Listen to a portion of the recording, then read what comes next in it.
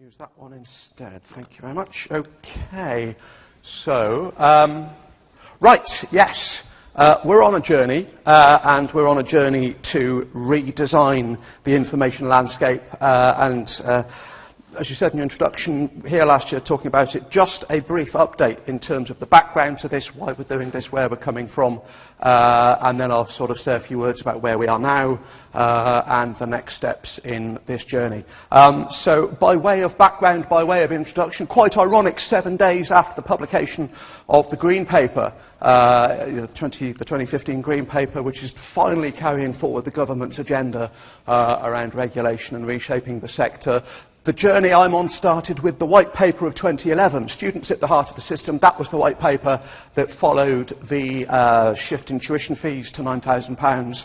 That was the White Paper that cast HESA as a regulator, and of course it wasn't followed through with legislation at the time. But paragraph 6.22 of the White Paper, you might have read it, said that we have to redesign the information landscape. I know the people who drafted the White Paper, and they pored over every word, so they didn't say review, they didn't say twiddle around at the edges. They said redesign. They've given us a mandate to be bold, and throughout this work we have really held on to that word redesign. Okay, that is a really powerful word. We need to reduce the burden on higher education providers. I probably don't need to say too much about that. You and your colleagues supply a vast amount of data to a lot of bodies, and it's a huge burden. We need to improve the quality, improve the timeliness, and improve accessibility to data and information about higher education. And that means every body, every stakeholder who wants data and information about the sector, including, increasingly, universities and providers who are increasingly voracious users of data and information about the sector, and certainly, as we've seen in the last years, the rise of the planning officer, the planning community. I was speaking at an event there last week in Birmingham with the planners, and for them it's all about getting information out. It's about how they can get more information and better quality data out of the system. So it's not all one-way traffic. The symptoms, the problems that we face, the burden issue. When we started on this journey, we knew there was a lot of data collection. We didn't actually know how much data collection there was. One of the first things we did was build an inventory of data collections. If you go to the HEDIIP website, there's a little link that says inventory. You can download it. It's an Excel file. I'm sure it is not complete. I'm sure there is stuff missing. We have only so far found 525 data collections that you as a sector have to do. We have identified 93 organisations who collect student data from your institutions every year. There has to be a better way of doing it, folks. It's 2015. Lack of coherence in published information. So all of these different data collectors doing their things, and the information that comes out of the system is not comparable between these different data systems, and the people who then try to make sense of the bigger picture, including your colleagues in the planning offices, find it increasingly difficult to get coherent and consistent information across this landscape. Issues of data quality and consistency across the landscape, and I think underneath that some process issues as well. So those are the symptoms. That's how it all looks. The causes, we've done a lot of work to try and unpick the causes. As far as the data collectors are concerned, it is largely about a culture, a mindset, a way of working that means when an organisation says, I have a requirement for some data and information, I will just go and ask the sector for it.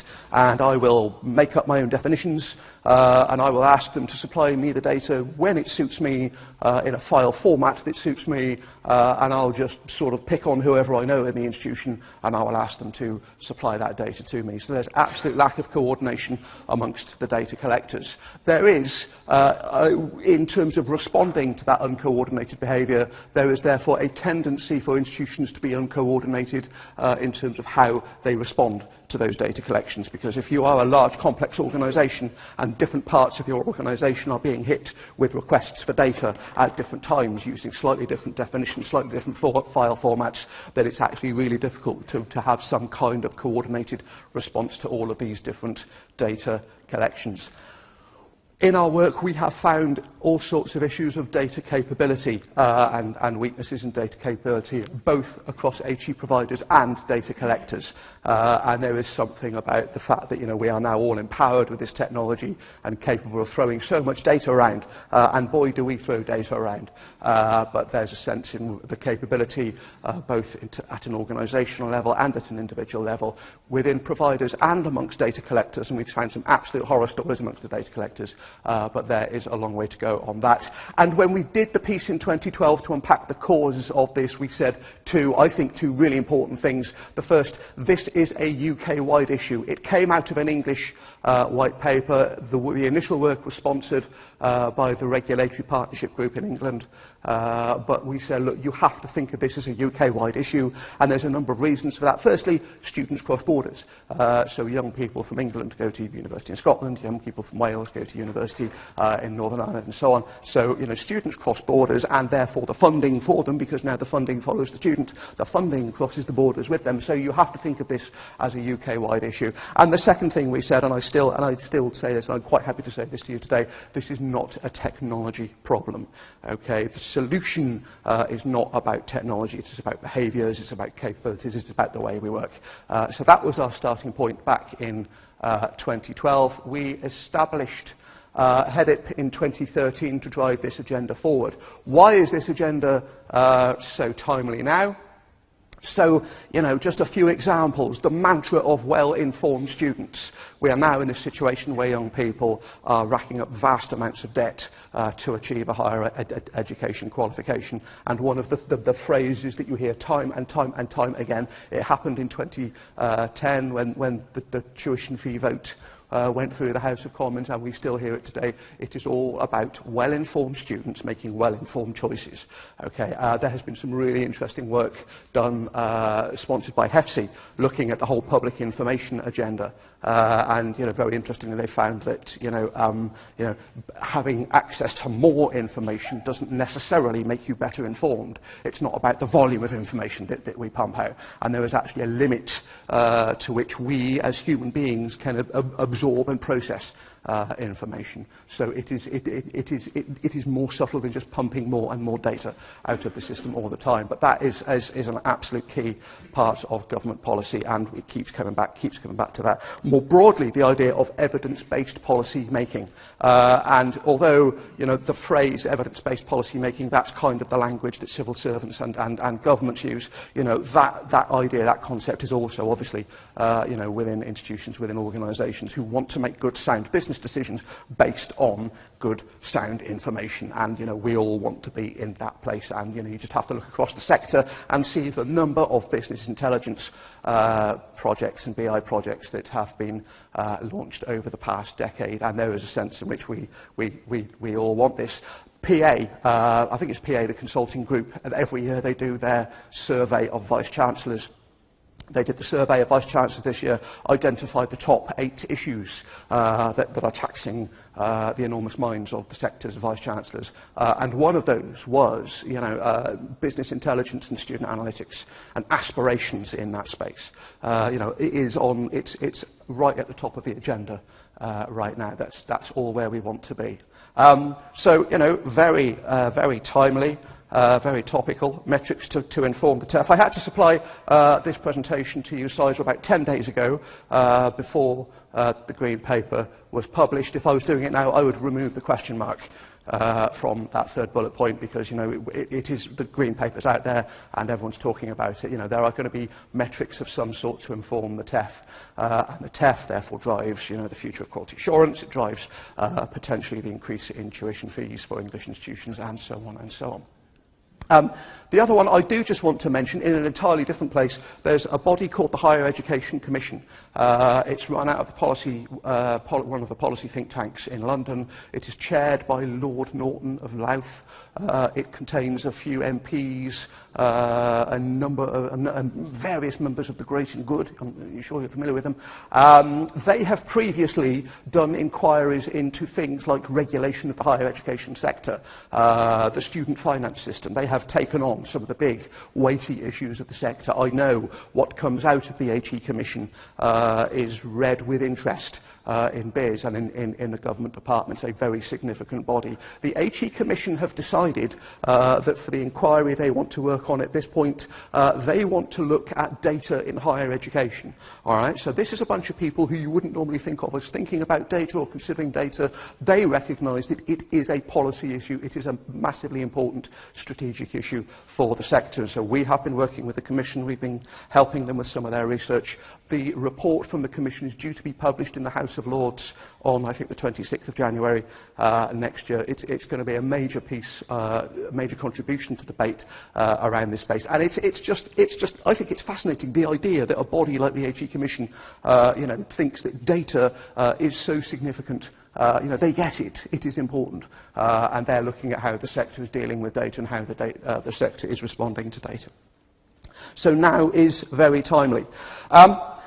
So HEDIIP has been established as a change vehicle. It is a time-limited thing. It was established for 3 years, so we are heading now towards the end of the HEDIIP journey, and I guess at the heart of what we're doing has been this idea that we need to bring together all of the different stakeholders across the information landscape, and my word, there are a lot of them, bring them together, prepare them for a conversation about redesigning the landscape, and then having that conversation about redesigning the landscape, and then having had that conversation about redesigning the landscape, gaining consensus about what the future landscape should look like. And boy, that was the hard part. We worked very closely with KPMG. A brilliant team from KPMG helped us with this. And they have come up with a vision for a new landscape that is based around 4 key elements. So this is kind of just what I want to talk a little bit about this morning, about where we are now with this. The 4 key elements in the information landscape. The first, collective governance and common data principles. The second, standard data set with agreed data definitions. The third, rationalisation of data collections through HESA. And the fourth is enhanced data capability. So everything that we're doing now is focused around these 4. So first, the idea of collective governance. Well, what does governance mean in this context? We're putting together a body. The sort of working title is the Information Landscape Governance Board. It's going to be a fairly small group. It's going to be pitched at a fairly senior strategic level. There are questions about what governance means at a landscape level. It was very interesting in one of the feedback sessions just now. We're talking about governance and the challenges of governance. We've got a fairly good idea of what governance means within an organisation, and there are fairly well tried and tested processes and mechanisms to deliver governance within an organisation. What we're trying to do here is define and scope and create the concept of governance across a landscape, and that is a little different. We're struggling a little bit with the G word, and the 2 words that are sort of coming out more strongly, I think, around this conversation at the moment. One is about oversight, and one is about leadership. So governance in this space is a little interesting. Power and authority. What power and authority can this body have?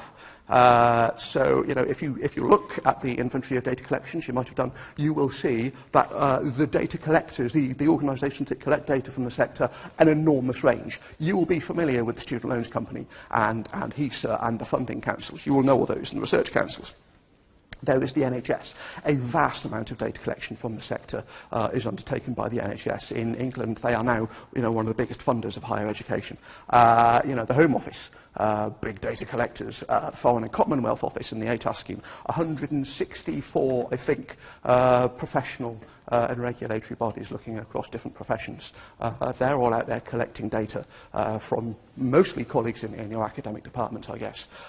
So how can we create something that has power and authority and some sense of leadership over such a diverse range of organisations? Ultimately, it will come down to some kind of body that will advise, not mandate, because there is no entity to which we can inherit the power to mandate over such a broad and diverse landscape. No entity short of Queen or the God or something so that we can get hard power. So it's about advising, it's about mandating, and it is about actually bringing data collectors together and bringing institutions together and providing a forum in which to promote collaboration, promote data sharing, promote standardisation, of data requests, and actually the rationalisation of data collections, which is the third block. So that is a piece of work that's ongoing, and the plan at the moment is that we will have the new governance body set up in the spring of next year.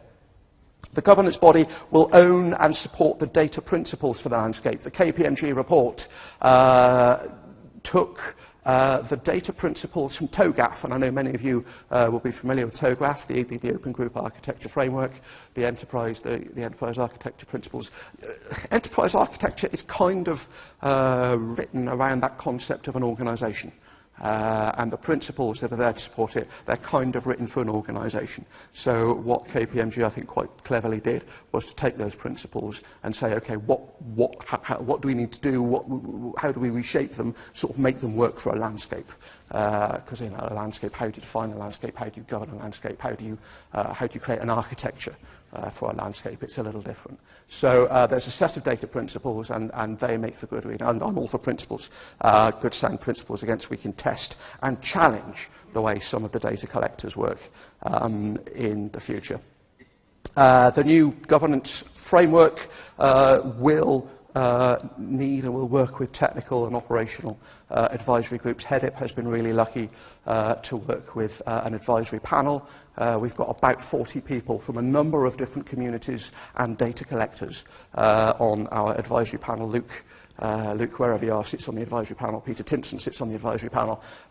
We have got the Student Loans Company and the funders and the academic registrars and student records officers and all sorts of different bodies from the sector on the advisory panel, and they steer and help form and oversee the work that HEDIIP does in this space. And I think there needs to be something like that in the future governance model for the landscape.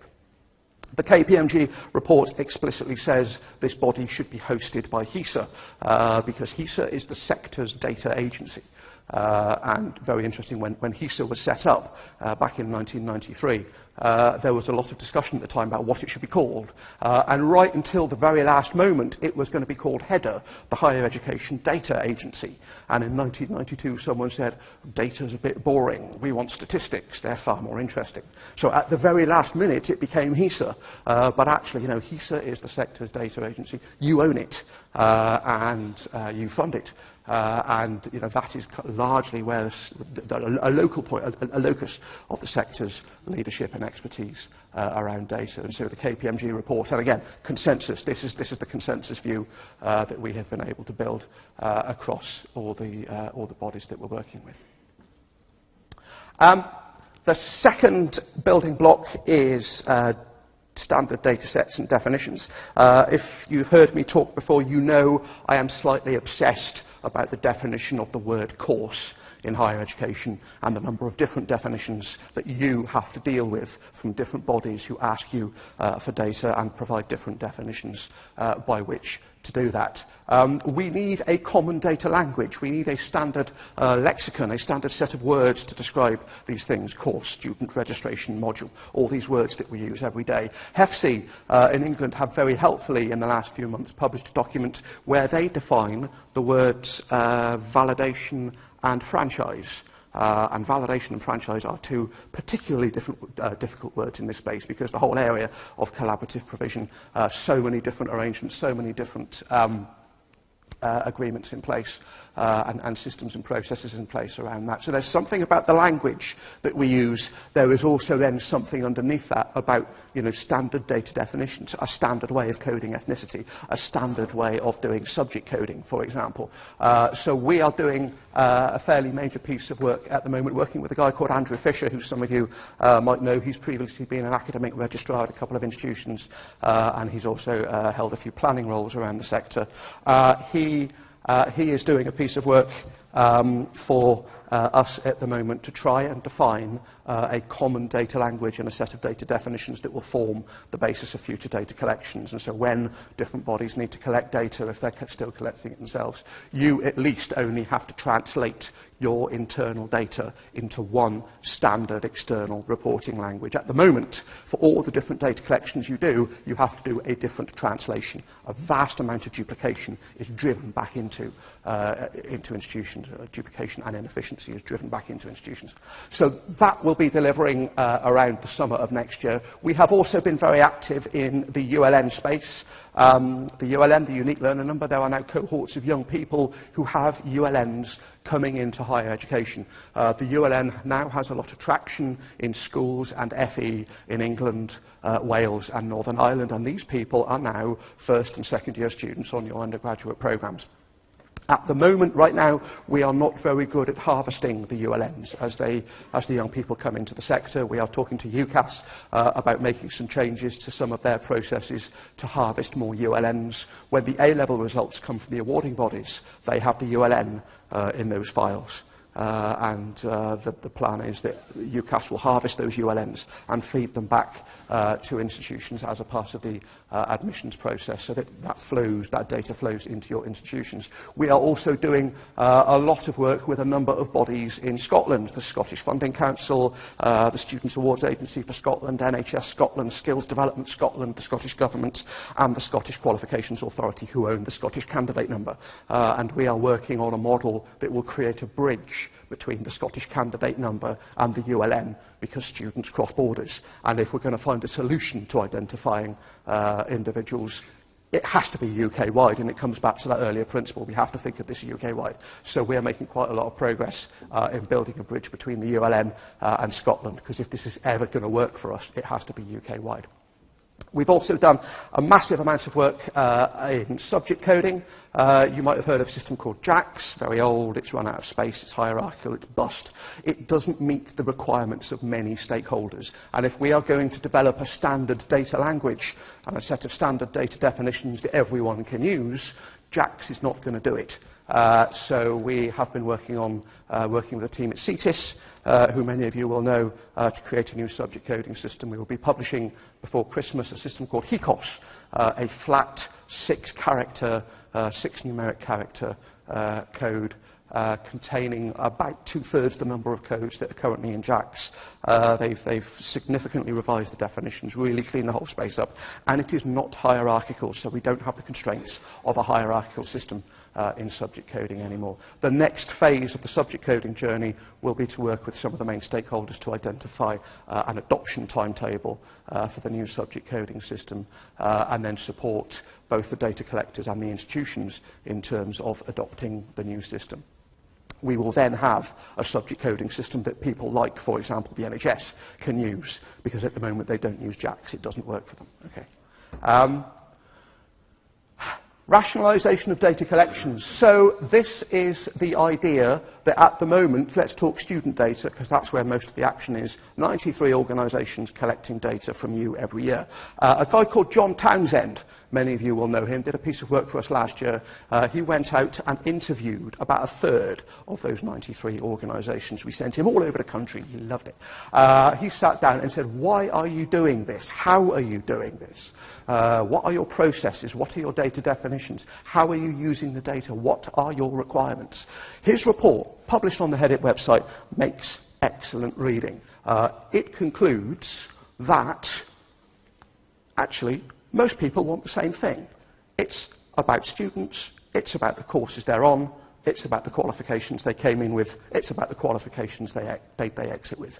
You know, by and large, that's what everyone wants. There is a common core of data that everyone's after. That's the first important thing. The second important thing John found is people want that data in a fairly timely manner. HESA, fantastic, great, powerful, sophisticated, high-quality database, really, really slow. All right? As you probably know, as you might know, HESA collects data in September for the students who registered the previous September, and the HESA data collection process is so slow that data does not become available out of that until January, 15 months after the students first registered. All right, that's when the HESA data becomes available. So let's face it, if you were running the Royal Society of Basket Weavers and you wanted some data out of the system about students studying basket weaving degrees, would you go and ask HESA for it? Probably not. Yeah, you'd go and, oh, go and ask the institutions. Yeah, and there's that mindset again, yeah, because there is no stand alternative. So HESA has embarked on a major transformation program. It used to be called cached. but we were just getting acronymed out. CAST was the change in approach to higher education data collections, and it was just acronymed out. So it's been rebranded HESA Data Futures. HESA Data Futures. It is about transforming the HESA data collection process to become more frequent and more timely.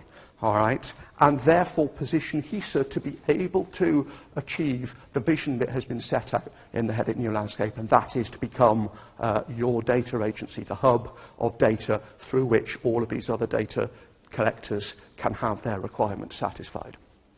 Okay, if we can achieve this transformation of HESA, it will reduce the need for duplication in data collections. All right? And that's what we're hearing, and we're starting to see, you know, people, more and more data collectors buy into this model at the moment. In England, we're getting some very positive noises from the NHS about this, all right, because they recognise that they're collecting data. They don't want to collect data, they've got better things to do with their time, and if HESA can provide that service for them in a way that meets their requirements, then there's going to be a huge reduction in the amount of data that they collect. So it is a big opportunity for us all. So HESA Data Futures is the programme. There is a sector-wide consultation out at the moment. You might be aware of it, you might have seen it. We're doing a series of consultation events over the UK over the next few weeks because I don't travel enough. And we are going to run this consultation until the 18th of December and hopefully take this message out to all sectors, all constituencies across the sector. This is really important. The current HESA data collection process, on average, institutions resubmit 30 times. On average, institutions resubmit 30 times, and all of that data quality assurance that goes on is largely quality assuring data that your systems captured a year previously. Yeah? It's 2015, folks. You wouldn't design it this way. So it's an opportunity for a step change. HESA has been running basically the same model of data collection since December 1994. And just think about what you were doing and the sort of technology we were using in December 1994. So please engage with HESA, please engage with the Data Futures agenda. The final building block is around data capability, and kind of just a few words to contextualise data capability. I have spent most of my career working in statistics, and my favourite statistic of the moment is 17,179,869,184. Does anyone know the significance of that number? Okay, 17.2 billion is the number of cells that you can put in a single Excel worksheet. You don't need big systems to do big data. If you're familiar with Excel, you will know that, you know, Excel comes in workbooks, and so once you've put 17 billion data items in your first worksheet, you can then in your next worksheet put 17.2 billion algorithms to act on those 17.2 data items, and so on and so on and so on. All right? Massive capacity. And I know what you're saying, you're going to need a pretty big PC to crunch all that. Well, 2 weeks ago, I went and had a look on eBay, and there you go. You might not be able to read that too well at the back, but that is an 8 terabyte hard drive for 180 quid. Now, I know what you're saying, you're pressuring, it's all about cost of ownership, I know. But look, it's just proving a point, okay? 8 terabytes for less than 200 quid, yeah? And, you know, basically infinite data processing courtesy of Microsoft Excel, all right? The technology has advanced so much, so rapidly, that far from being, you know, the preserve of the specialist, the preserve of the expert, the preserve of those with lots of money, we are now in a position where industrial scale data processing can be undertaken by any muppet with a laptop. We can. That's where we are now. Anyone can do this. Big data, anyone. All right? You can do big data on your iPad. Right? Big data, it's a meaningless term. We have all of this technology. We are massively over-enabled. So it's about data capability, and I think data capability is one of the big challenges for us now, one of the big challenges for us as individuals, and one of the big challenges for us as organisations. This has been picked up in a number of recent studies. Nesta, the National Endowment for Science, Technology and Arts, have done a big study looking at data skills across the UK economy and looking at how organisations are using data and the value they're getting data out of it. The headline, basically, from all that work, is to say that organisations that are good at data perform better. They've looked at a whole load of metrics about growth, about financial performance, about all sorts of things, but basically organisations that are good at data perform better. That's the first interesting study. The second interesting study, which was published on the same day, Universities UK did a piece a piece of research about how well the higher education sector delivers skills, data skills, to the UK economy. And some really interesting findings in that space. There's two findings that really jump out to me from that work. The first is that universities find it very difficult, actually, to deliver skills to the economy because we don't yet have a shared understanding of what good is. And, you know, someone remarked to me a while back that, you know, we probably are today with data management where project management was 30 years ago. It's kind of an emerging thing. In project management terms, you know, we know what good looks like. There are qualifications in it. Yeah, there are people with job titles of project manager, and you know what they do. They do Prince 2. That's what good looks like. We don't yet quite have that with data management. That was the first thing came out of the UK report. The second thing, and I think this is so telling, they said there is a real difficulty, universities find a real difficulty finding academic staff confident in teaching this stuff. And it's so interesting they used the word confident. They didn't say skilled or equipped, they said confident. And again, it comes back to that mindset thing and the whole relationship we have with data. So HEDIIP has done quite a lot of work in this space. We have put together a data capability toolkit. This is to try and help organisations, both data collectors and institutions, improve their data capability. This graphic is on the website. The whole toolkit is on the website. In many ways, it's a fairly standard bit of sort of management consultancy process. It basically says, establish your current capability, establish your desired to-be capability, do a gap analysis on that, and sort of, you know, define a plan to execute your mitigating actions. Fairly standard stuff in the space of data capability. As a part of this model, we have created an online self-assessment tool. It's fairly technology, it's fairly simple. It's just a little Google Doc, and you go through this self-assessment tool, and it does some analysis on your questions, asks you loads of questions, does some analysis on your questions, and it comes back and delivers back to you a series of scores across people and culture, data processes, business processes, and technology processes. It's all on the HEDIIP website. And that kind of establishes where you currently are in terms of your data capability. And then, as I said, define the aspirational levels with respect to your organisation's strategic objectives, and then do the gap analysis from where you currently are to where you want to be, and drive the improvement plan. We have been out on the road doing a huge number of seminars. We've been working with a guy called Alex Lee, who's quite fantastic in this space.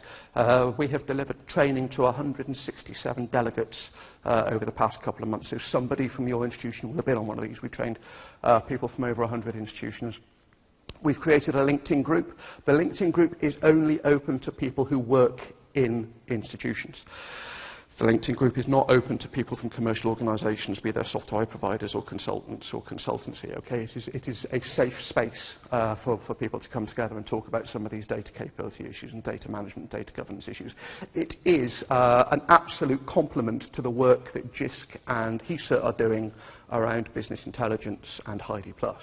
Okay, because the business intelligence HEDIIP+ stuff is that sort of value add layer, and it's about improving capabilities in terms of extracting value from data. And what we're doing is the foundations of data management and governance, and making sure that your BI is built on solid foundations. Anecdotally, we have heard of many BI projects that have cost a lot of money, taken a lot of time, used up a lot of resource, being implemented, and then run into the sand a little bit because they found that the underlying data wasn't very good. That might be familiar to some of you. We've heard a lot of that coming back through these seminars. So as A part of this, we're doing this online self-assessment, and we're gathering some data from this, and we're preparing an analysis of the sector's capability. We are going to be publishing in December an overall assessment of the current data management and data governance capability across the sector. We will not obviously be identifying individual institutions. We have got a sample of 100 institutions. All right, we have now got the data capability data for 100 institutions. So as I've said, it's split between people and culture, data, business processes, and technology. So this is going to be coming out before Christmas. Just a couple of things I want to share with you about this. I'm conscious of the time. Just a couple of things to share with you about this. The first thing, and this is really interesting, there is absolutely no correlation between the score in this model and the type of institution. Okay? It is not about big institutions or small institutions. It is not about old universities or new universities. We cannot find any correlation about, type of software used, anything. We cannot find any correlation at all. Some of the best scoring institutions in this process are very small. Some of the worst scoring institutions in this process are very big, and vice versa. We cannot find any correlation at all between current capability score and institution type. The other, I think, really interesting thing around this, one of the first questions in the self-assessment process is about, do you value your data? And that whole thing about data as an asset, and do you consider data an asset, and is it managed appropriately? Do you value your data? What we are finding is actually a lot of people are saying, yes, data is important, and this university, this organisation values data, and we do, and we really do value data. We then look at the scores from, the processes, the data processes, the business processes, and the technology. You would think that if organisations really valued their data, then their data processes and their business processes and their technology would support all that, wouldn't you? Yeah, and we asked 100 institutions, and our survey said that doesn't seem to be the case. What seems to be happening is institutions are saying they're valuing data, but actually when you scratch beneath the surface at what is happening, that doesn't appear to be the case. I'm sorry if I woke anyone up in doing that. So I think there's a sense in which we're kind of talking the talk, but not yet really quite walking the walk. We're going to be doing some more work in the data capability space in the new year, messaging for senior staff. That was one of the issues that's come out from the workshops. That was one of the issues early on this morning about engaging senior staff. Finding the language, finding the buttons to press to help messaging for senior staff, and equipping some of the people who want to push forward the data capability agenda with the collateral, with the materials to help sell the case within their institutions. Having done all the seminars and all the training, because that's been kind of one-way stuff, we now want to run some regional and possibly national events around sharing the pain and the pleasure of data capability, if you can find any pleasure in sound data management and governance, but actually get institutions together and sharing good practice and hopefully establishing some networks and some networking around that. So there will be events in the new year.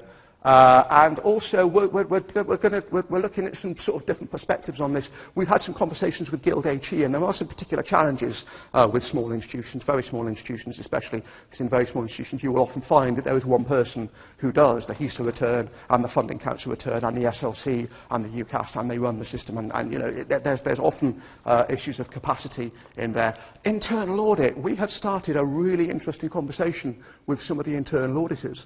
And kind of what they're saying is, oh yeah, how do we know when data is good?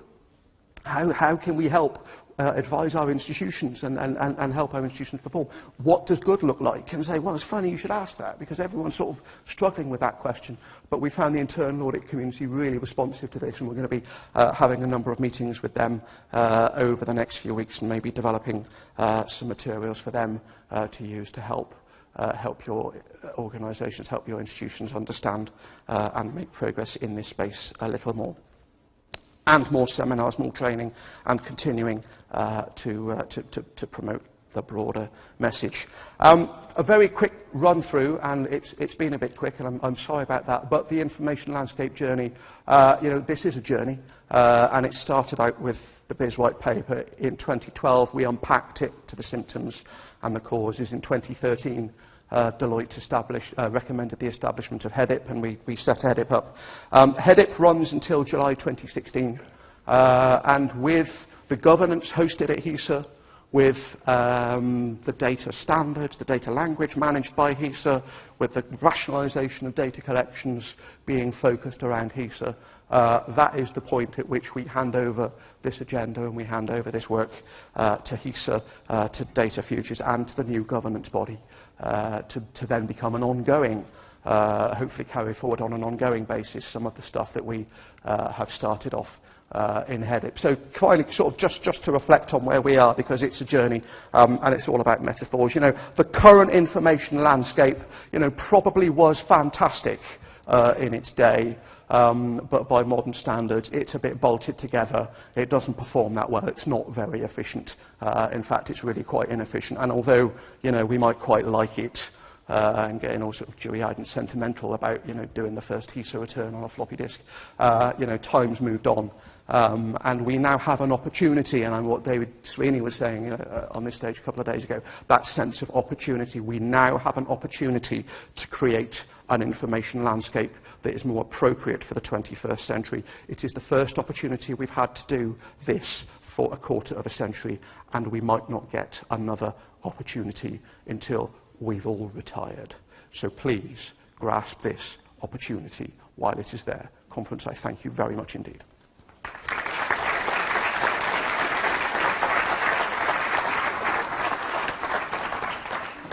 Time for a couple of very quick questions at the right for Andy.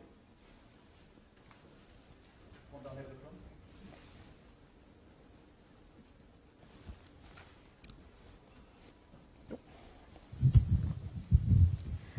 Thank you. Nicola Haywood.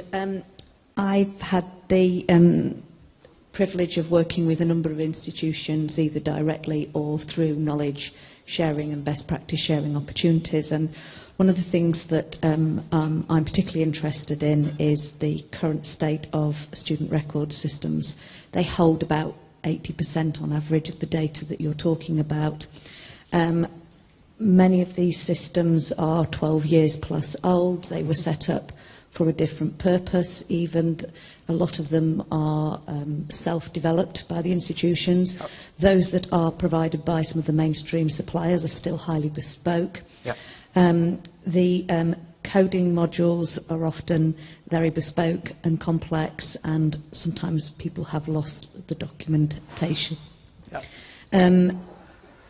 I think that, you know, my experience is that, yes, I agree with you, the will is there, but the capacity and the bravery to reinstate and reinstall these systems is often correlated with, you know, the worry over how are we going to sort all the data out.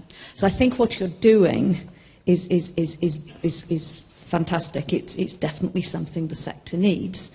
But I'm just wondering, in the overall strategy at the sector level, where the support will be to institutions that are really rather worried about taking out systems, taking out the heart, and replacing it with a new one, particularly where we're still quite immature when it comes to our architectural knowledge.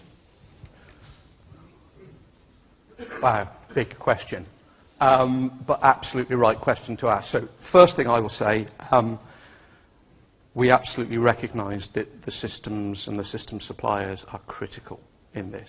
So, you know, I was very pleased that we were able to, on the 28th of October, run with UCISG a suppliers' day. And we got all the software suppliers, and we got a number of the self-supporting institutions to Cheltenham as well, and we took them through all this stuff, okay? So we are absolutely engaging with the software suppliers. That is the first thing I would say. Second thing I would say, the software suppliers, I think, like you, the feedback we've had from them, we talk to them a lot. You know, they recognise that there's big change ahead. They recognise the value in doing this. They're very supportive of doing this, but I get the sense they're on the same page as you broadly. You know, this is not trivial, and we cannot underestimate the challenge of this. So how can we mitigate? Well, I mean, the first thing I will say about mitigation, there's a consultation open at the moment HESA Data Futures. That is talking about moving to in-year data collection for the year 18-19. Okay? Every institution should make a response to that consultation. All right?